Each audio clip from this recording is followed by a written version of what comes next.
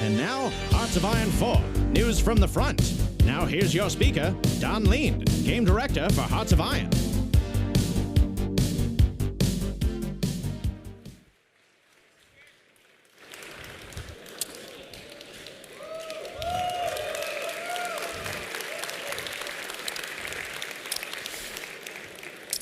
Hi everybody. I figured to make it fun, I'm not going to say anything about the new expansion on this one. Okay, no, I'm going to do that. I'm going to start off and do a bunch of updates on the community though, because I love numbers. So I'm going to show a bunch of cool numbers about the community and about the game. And after that, I'm going to get into the expansion for a bit. And after that, we're going to talk about the future. There's not really any Q&A at the end, so if you want to chat with me and ask questions, I'll be hanging out at the booth afterwards. Right, so numbers. Hearts of Iron is now 3 years old, actually, which I guess when you look at Paradox games, it's still pretty young. I don't know how long CK2 was on, like 7 years or something. We've hit more than 2 million base game sales now, which... yeah. That means that you guys are probably not just a tiny niche audience anymore, which is pretty cool. 2 million was like a personal goal for me. It's like, I think, when a game gets really big. And even more importantly, HOI is more active than ever. Like the latest peak that I checked, that was a big peak because it goes up and down a little bit, was 660,000 players during 1 month, which I think is crazy high. It's the highest of all the Paradox games. And HOI has consistently had this like really high level. People just play all the time, whereas normally there's like big peaks around releases. But for HOI, people just seem to be playing all the time. I think maybe a big reason for that, you know, is the very active modding community, right? I think because the, yeah.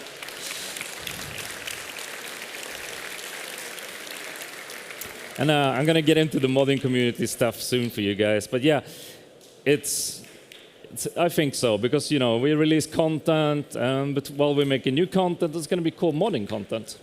Speaking of content, another cool number, we now are at 193 dev diaries, which is insane, because I think I wrote most of them, and I don't remember that many. We released 22 major patches, and probably like 5 times as many like small beta patch update things, because around releases, you know, there's a lot of small iterations all the time. So, more numbers. People love mods for HOI. HOI, I'm pretty sure, has the highest mod users of all the PDS games as well. That's 64% of the user base is using some kind of mod. It's generally smaller mods, but you know, which Hearts of Iron has a lot of. The workshop's at 25,000 mods, and but I think you guys are probably more interested in what how the big mods are doing, and I like to follow up on this every year. So currently we have Road to 56 in the top spot. They tend to be. And then Kaiserreich in the second spot. Sometimes they kind of get closer, depending on when someone has a big release. For me, a cool one is that Old World Blues is really like is climbing. It's doing really quite well. It used to be lower than the other 2 below it, but it's gotten up now. Millennium Dawn and the Great War are still there, about 2%. Then there's a lot of ones under there, but I didn't want to make the list too big. Other facts. The community, about 18% use the new custom rules system, which is pretty good. We really wanted to let people kind of tailor the game in the direction they want to go, and this shows that people are using it. The most used change, other than to say boost yourself so your own country is stronger, which is, you know, the most popular thing. I'm not judging. Is to change how US and UK plays. Like you mess with the AI basically if you want to have them go fascist or in other directions. About 13% adjust the difficulty settings for the national, like the specific nations. Otherwise, when it comes to like difficulty, most people play on medium or just on very easy. Honestly, In fact, 10% of the people who play them very, very hard actually max boost their own country as well. You know. So sometimes I wonder if you guys want a challenge or not. Top nation still Germany, but people do play a lot of minors now, more than majors actually. At the beginning, when the game launched, it was mostly people playing majors. But now it's really moved on to minors instead. Right. Let's start talking La Résistance, because I know that's what you guys really want to hear about. So, as you saw this morning, this is kind of breakdown. Doing France, French resistance, Spanish Civil War, espionage, the big one, revamped intel. There's a bunch of small features. I'm not going to have time to talk about everything. It's too much for even half an hour. And we'll be really digging into this stuff in dev diaries once we start getting back to Stockholm. And I've slept maybe 1 or 2 days first too. And as the dog says, like I have some screenshots and stuff. It's super work in progress, everything. But you know, we like to show stuff off anyway. So this is the Spanish focus tree, and it actually shows off a feature that we have now, which is you can zoom. Actually, we might have done this one in Photoshop, but anyway, we added zooming in focus trees now because the thing is just humongous.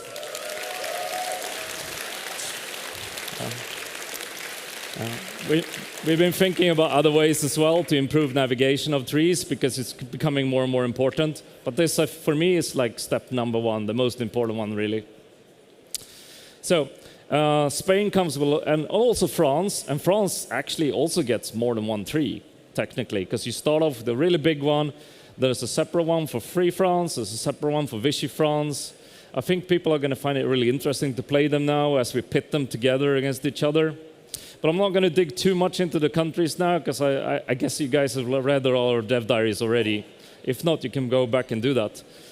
But they both have a lot of cool special mechanics. I mean, I think one sample here is the Congress of Paris, but let's dig into other mechanics. So, resistance. Completely revamping resistance. Essentially, we want to give you kind of like the feeling of coring territory from EU4, in case you played that. It's a big interaction point for espionage. Resistance is really where you can send your operatives to mess with things, and I'll get into that in the future. We reworked all the laws. We split resistance into 2 parts. So there's now a thing called resistance and compliance. That means that you can have a very aggressively, resistant area, but it's still compliant because you got someone running it with like an iron fist, right? But it might be expensive to you. So it really let us model different areas in a lot better way. Biggest one you're going to notice is that this removes garrisons from the map, like completely decluttering it, which is great. It's going to come with performance boosts for sure, although I haven't measured yet, but a lot less units tends to do that. And generally, it'll be an easier problem for the AI to manage. Some of the garrisoning stuff can be pretty difficult. So, let's move on to espionage. And this will be the first time you guys see this. So, espionage really starts with the agency. And the agency is like an off-map building that you build. So you're going to actually, it's not political power or anything like that. You're actually expanding industry to build up the agency and its different branches. And this is like the hub that you have for all the new shadowy content. So you're going to be, you can prepare operations from here, you can recruit operatives. This is where you can become the spy master. And the spy master is a system we have, like in a lot of games, espionage can become this thing where a lot of small actors kind of pile onto you. And we really did not want that for Hearts of Iron, because there's a lot of stuff to do already, right? So we have a thing called spy master. And essentially that means that there's only really one per faction that can leverage the full power of espionage. And the size of, well, how powerful you get depends on the size of your faction. So we sort of auto-balance the system. So in a normal historical playthrough, that means that you're going to have 3 kind of espionage power bases, like the Comintern, the Allies, and the Axis, right? I'm going to show you a little bit about the department upgrades, but by the way, you can customize the agencies. You can pick different logos for it. You can name it whatever you want. So if you want to be historical Germany and have like a bazillion different agencies who can't decide which one's the ruling one, you can definitely do that. So here's different branch upgrades. And this is a way where you can decide how much you want to really lean into espionage as a feature. So because this is something that you trade off with industry, right? So if you're using it to build up the agency, then you're not using industry to, say, produce tanks or divisions, right? So it might not be the best idea to lean into this the first thing you do, right? You want to find a good opportunity for it. And certain countries are better suited for it, like Britain, for example, right? It's really up to you. If you want to mainly go into defense, it won't be that costly. You can focus on a couple of upgrades. If you want to use all of the tools, it can get pretty pricey, but you also get a lot of cool powers. And we have examples here is like, yeah, you can have suicide pills for your operatives. So if the enemy captures them, they won't get much intel out of them because, you know, they can chew their pills. Of course, you might lose some more agents that way. Here we go, operatives. These are sort of your stars of the new systems. These are the guys that you send to build up networks in other countries. And networks really where everything starts. So an agent can cover a certain amount of area. So if you have something like in this example picture, we have more than one agent to cover an area optimally. In the network, you can run missions.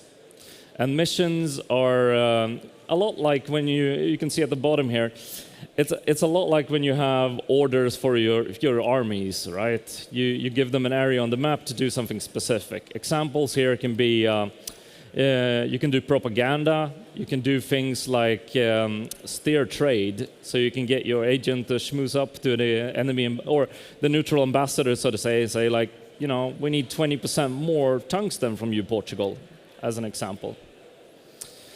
So that's one. They can also do a thing called operations, which we'll be getting to, which is like the next level of the missions. And they generally require you to have prepared a way, say, make sure there's resistance there, have a strong enough network, all that stuff. A lot of the espionage stuff built step by step towards your goal, giving the enemy sort of ample time to stop you or start countering you, getting defense, getting at least warned. So operations is like the next big thing, and generally you might have more than one operative together doing these things, and it can be good to have operatives that have been sort of trained up with better traits if you want to do tricky ones. So here's an example of an operation. Hopefully it shows enough in the back row. These things come with quite a bit of an investment. Actually, the example here is pretty cheap because it's a gatekeeper operation. What this one does is that you send in some agents to get a local contact in the resistance in a country, which essentially places like a token. So that's like your guy on the inside. And that's a gatekeeper to doing a lot more involved operations later. Once you have that kind of stuff, like say you get a guy on the inside of the military or the Navy, then you can start doing all sorts of stuff like stealing technology through those. Things like coups, for example, rely on having a lot of this stuff in there. And coups are becoming an operation instead of a diplomatic mission. So there's a lot more interest and play to them. In fact, you can target where you want them to happen and all that stuff. At the bottom here, we're also showing kind of collaboration regimes. And if you want to have a historical example, this is like getting Quisling in Norway to kind of prepare the way for you as you invade. And that can be really good for Germany. You won't have time to do this everywhere, but doing it in a couple of places is going to make them capitulate easier and start them off with a much higher compliance value. So you won't have to deal with as much resistance. You can get more out of the area. And then the Norwegians can be pretty angry about you for many years afterwards. Oh yeah, we also have a bunch of historical operations, like the heavy water raid, for example. So, if you guys noticed, one of the department upgrades is for cryptography. And I don't know how many who know who Alan Turing is, but we really wanted to capture the Allied code cracking effort here. And what happens here is that if you've developed your own cryptology department in your agency, you'll be able to send them to crack the code in certain countries. If you crack the nation's code, and by the way, you can also build up your own crypto to be stronger. There's also interactions with operations where you can say send someone to steal the Enigma, which will be a huge help for you trying to crack their code. But anyway, once you cracked someone's code, you're going to get a bit of a passive benefit to it. But the problem is you cannot fully use this knowledge, because if you go and just straight up hit all the German transports, for example, they're going to know that you can read their radio transmissions, right? So you have a trade-off choice here, which is you can decide to fully use the information. That gives you full intel, a lot of bonuses, like especially to naval invasions. So as an example, right, as the Allies, this is something you want to do as you're about to do D-Day, for example. Like, that's going to maximize the benefit of this. What we tried to do with a lot of these features is to try and like embolden different areas. So like, for example, I'm saying it's getting harder and harder now to manage to invade and liberate France. Several of these things together, like say I'm sending weapons to build up the resistance in the area, that's going to now have certain effects. So the enemy can't strat redeploy into the area fast to close a pocket, for example. You have the cryptography bonuses, and all of these things together is going to really help you kind of like dig in. And finally, and I think I'm going to have to go a little fast now, so we'll see. Intel, we're revamping the Intel system, and we're going to be splitting up Intel into several parts. So you'll have like civilian, military, air, and naval as well. To give you an example, right? You might have very good naval intel on someone. That means that you can see where they place their patrols. It means that you can see where their trade routes are, which means you can completely optimize your submarine forces, for example. When it comes to land and air, there's all similar effects there. A lot of these things are gained now over time. So you have new units, like recon companies and scout planes that are going to help you gather this information. Just straight up fighting is going to give you the information as well. Trading with people, there's a lot of different sources to gain the intel, and it all comes together in a new interface we call the Intel Ledger, which sort of replaces the detail view that we had before. And here you can like super dig into a lot of details about the country, switches out map modes, so you can go through and like check different areas, so you can figure out where the main factories are, for example, where their air bases are. Just basically it lets you make more informed choices about how to tackle enemies. And all of these things, of course, work in peacetime as well, although it's certain things like military intel might be easier once you're actually fighting the enemy tanks to see what they are, right? But being able to spy on someone with scout planes, say in multiplayer, before the war starts, can be really invaluable to figure out what their build strategies are. And then finally, I just want to have a couple of words about the future. And of course, when you talk about the future, you have to have plausible deniability dog on there, because otherwise someone's going to screenshot this and put it on Twitter and go like, hey, Don, why didn't you do this thing? Generally, we've sort of been doing the things, but, you know. To start off, I think the big areas we haven't really done much with HOI yet is land warfare, which is ironically kind of the core of the game, right? The air warfare, we did a bit of stuff initially, but I think there's a lot more that can be done there. Politics, and especially like internal politics, the difference in ideologies, because I know you guys love things like monarchies. The neutrality ideologies become really crowded, and it's kind of unspecific. It's an area where like pretty much the whole dev teams want to do cooler stuff for it, really. So I think those are like logical things you might be seeing in the future. There's also a lot of people asking about Soviet Union, which makes sense. It's a really big country. It's super important for World War II. And we absolutely could not fit it into this DLC because it was already smack full of Spain. But I think it's a pretty logical one that you can see in the future. It's one where we really want to be building up to it, because I think the Operation Barbarossa is like one of the most important parts of a good World War II game. And step one for us has been doing like a solid resistance system. And I think it's logical to be looking in the Soviet direction next time. But I mean, no guarantees. There's also like Italy that a lot of people want to see. And I could totally see ideas combined with all of these other bullet points for that. I think Hearts of Iron has a lot of future forward. Like, we're definitely not out of ideas yet, so. And that's it. If you got...